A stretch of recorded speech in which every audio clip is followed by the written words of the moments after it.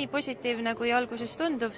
Et kuidas te kommenteerite seda hetkeseisu, mis teie mõtted ja arvamused on? Võltsige vähem, ega siin polegi midagi.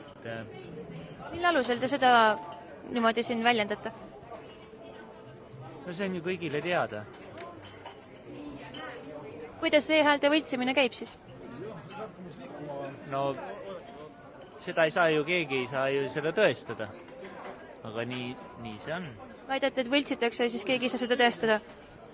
Kuidas korrak üle? Et te väidate, et võltsitakse hääli, aga seda ei saa kuidagi tõestada, et võltsitakse hääli. Kas selle mõttes, et mulle sõnastusest ei selline mulje praegu?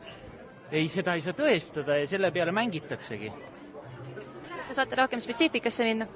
Ei saa. Kas te teate üldse spetsiifikat? Ei, ma ei viitsi rohkem vastata. Mulle tundub, et te lihtsalt ei tunne spetsiifikat piisab palju. Mida teie arvate sellest?